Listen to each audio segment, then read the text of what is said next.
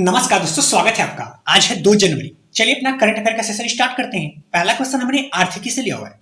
देखते हैं क्या क्वेश्चन है। दुनिया की सबसे अमीर महिला कौन है? और ये जो महिला है, इनकी कौन सी कंपनी है, किस कंपनी के मालिक है और ये क्या काम करते हैं, इन सबको भी देखेंगे। तो कौन सी महिला है वो? उनका नाम है फ्रांसुआ बेटनकोर्ट मायर्स, जो कि फ्रांस की है। अब बात करते हैं इनकी संपत्ति कितनी है। इनकी संपत्ति 100 अरब डॉलर की संपत्ति वाली पहली महिला है दुनिया की। बात करते हैं किस कंपनी के मालिक है। देखो, ये वर्तमान में तो किस कंपनी के मालिक हैं, लेकिन इनकी जो कंपनी है, इनकी माँ लिलियम बेटनकोर्ट द्वारा बनाई गई थी। इनकी कंपनी का नाम है लोरेल और उनकी माँ दुनिया की सबसे अमीर महिला थी और अभी हाल ही में उनकी मृत्यु हो गई। तो अब इनकी बिटिया है ये, तो इनको विरासत में संपत्ति मिल गई, तो अब इसलिए दुनिया की सबसे अमीर महिला ये हो गई। अब बात करते हैं इनकी जो कंपनी है वो क्या प्रोडक्ट बनाती है। तो दुनिया की सबसे बड़ी एक कास्मेटिक कंपनी है। कास्मेटिक प्रोडक्ट समझ रहे हो आप, जो कि महिलाओं से रिलेटेड है। अब बात करते हैं, ये तो दुनिया की हो गई। भारत में सबसे अमीर महिला कौन है? भारत में सबसे अमीर महिला सावित्री जिंदल, जिनका पैसे की बात करें तो 83.1 अरब डॉलर। इनका 100 अरब डॉलर से भी अधिक, इनका 83.1 अरब डॉलर। ये कौन सी कंपनी की अध्यक्ष है? तो ये जिंदल समूह की अध्यक्ष और सह संस्थापक भी हैं। जो कि जिंदल समूह क्या बनाता है? ये स्टील, बिजली, सीमेंट और अन्य क्षेत्रों में भी काम करता है। चलते अपने नेक्स्ट टॉपिक पे।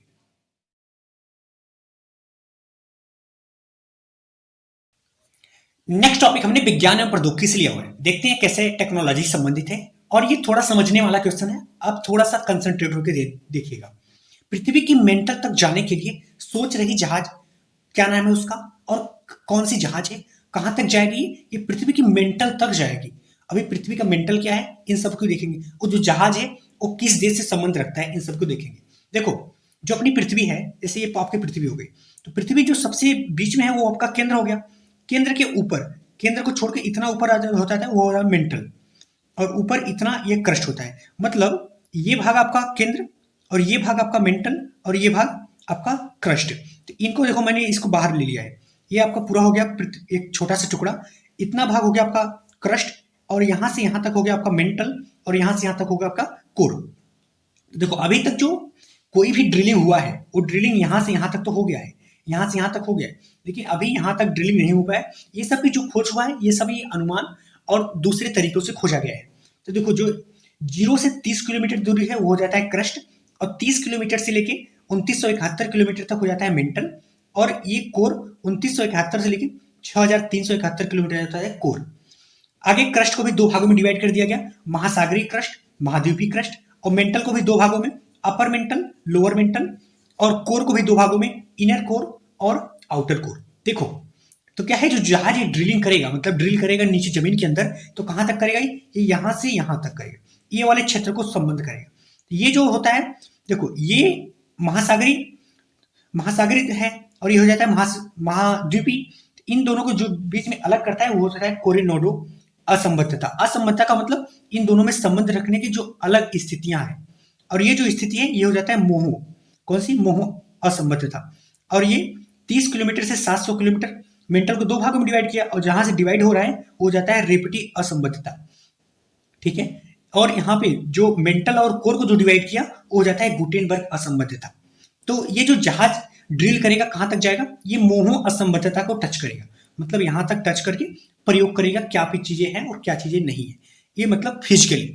अब बात करते हैं जो जहाज है उसका नाम क्या है। उसका नाम है मेक जियांग जहाज, जो कि समुद्री ड्रिलिंग के माध्यम, समुद्र में ड्रिल करके ये मोह असंबद्धता क्षेत्र तक जाएगा। और ये जो जहाज है कहां से संबंध रखता है? ये जहाज है चीन का। अब बात करते हैं किस सतह तक जाएगा, तो ये पृथ्वी के मेंटल तक ड्रिलिंग करेगा, और ये दुनिया में पहली बार ऐसा होगा, क्योंकि अभी तक यहाँ कोरिनाडो तट तक तो जा सकता है, स्थल मंडल के जो ऊपरी महासागरीय तट है वहां तक तो लोग गए हैं, लेकिन मोह तक ड्रिलिंग नहीं हुआ है। ठीक है जी। और एक चीज और, ये जो केंद्र है, केंद्र किससे मिलकर बना है? ये सिलिकॉन और मैग्नीशियम से, इसे सीमा बोलते हैं। और ये जो आपका ये मेंटल है ये निकिल और फेरस से, निफे से बोलते हैं। और जो बाहर का क्रस्ट है ये सिलिकॉन और एल्युमिनियम, इसको सियाल बोलते हैं। नेक्स्ट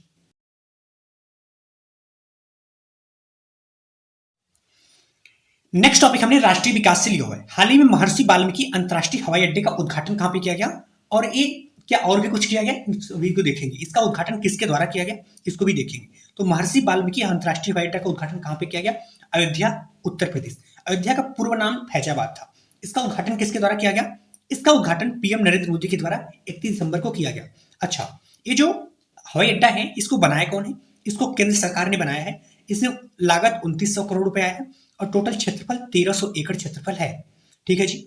अच्छा, ये तो हवाई अड्डा हो गया। इसके साथ साथ एक वहां पर अयोध्या जो रेलवे स्टेशन है वहां पर एक नई ट्रेन भी चलाया गया। उस ट्रेन का नाम क्या है? उस ट्रेन का नाम है अमृत भारत एक्सप्रेस। और ये कहां से कहां तक जाएगा? ये दरभंगा, बीच में अयोध्या, साथ में आनंद विहार। दरभंगा से लेके आनंद विहार तक। ठीक है, चलते अपने नेक्स्ट टॉपिक पे। नेक्स्ट टॉपिक हमने संधि एवं समझौता से लिया हुआ है। देखते हैं क्या क्वेश्चन है। हाल ही में किस देश ने ब्रिक्स में शामिल होने से मना कर दिया है? ऐसा कौन सा देश है जो ब्रिक्स में शामिल तो कर दिया गया था लेकिन वो अभी हाल ही में मना कर दिया गया?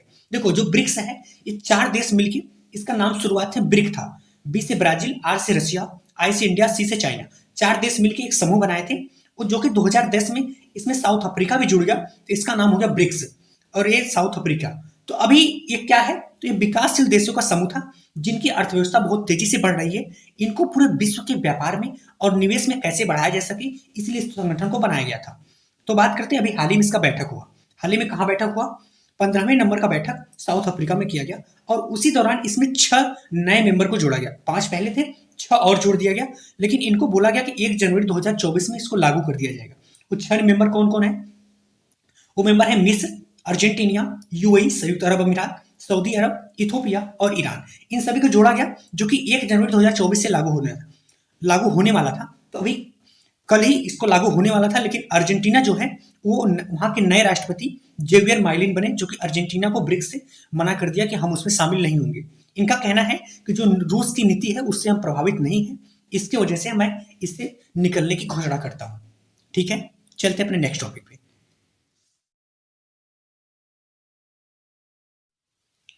नेक्स्ट टॉपिक हमने अंतरराष्ट्रीय संबंध से लिया हुआ है। हाल ही में बीएपीएस का नया हिंदू मंदिर किस देश में और कहां पे बनकर तैयार हुआ?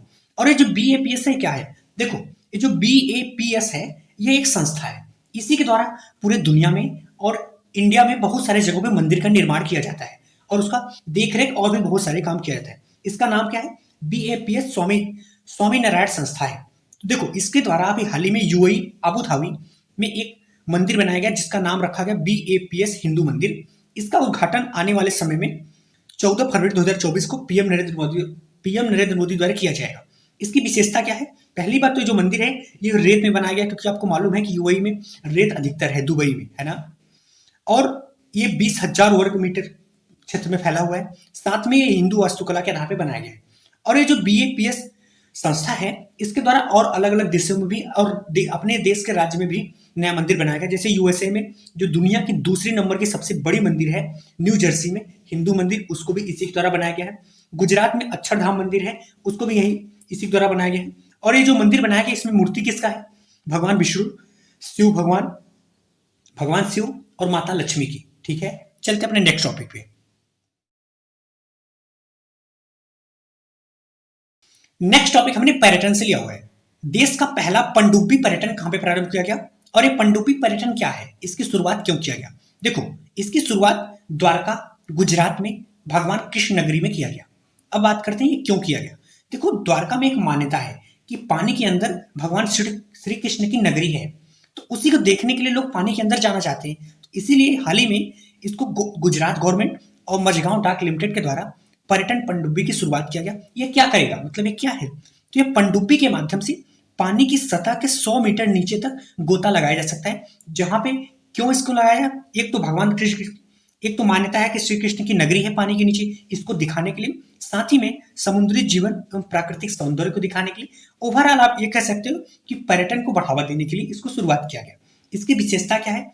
एक बार में 24 यात्री सवार होकर इसके नीचे जा सकते हैं, साथ में 100 मीटर नीचे तक जाएंगे। और ये अभी ये घोषणा किया गया, प्रारंभ किया गया बनाना, अभी ये कंप्लीट नहीं हुआ है, तो दिवाली 2024 तक कंप्लीट भी हो जाएगा। ठीक है जी, धन्यवाद दोस्तों। अगर आपको करंट अफेयर को शॉर्ट में डिटेल में पढ़ना है तो आप इस फैमिली का हिस्सा बन सकते हैं। धन्यवाद।